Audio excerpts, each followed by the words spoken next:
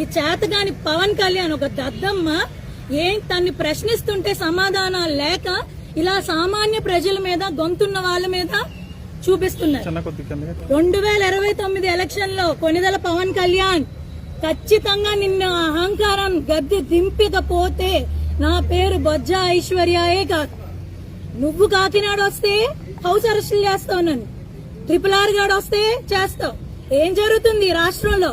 నీ అబ్బసొబ్బేమన్నా అనుకున్నావే ఏంటి? ఇక్కడ ఎక్కడో హైదరాబాద్ లో నుంచి వచ్చినోడు నువ్వే అక్కడ ఉంటే లోకల్ ఇక్కడ మేము. నీకు స్క్రిప్టులు రాయాలేమో, మాకు స్క్రిప్ట్ అక్కర్లా. ఉద్యమాలు చేసి వచ్చిన వాళ్ళం. నేను కడుపులో ఉన్నప్పటి నుంచి మా అమ్మ నాన్న ఉద్యమాలు చేసిన వాళ్ళు. 10 తరాల ముందు నుంచి మేము ఇదే కుటుంబాల్లో ఉన్నాం. నువ్వెంత? ఆఫ్టర్ ఆల్ నువ్వెంత? ఈ చేతగాని పవన్ కళ్యాణ్ ఒక దద్దమ్మ ఏం తన్ని ప్రశ్నిస్తుంటే సమాధానాలు లేక ఇలా సామాన్య ప్రజల మీద గొంతున్న వాళ్ళ మీద చూపిస్తున్నారు.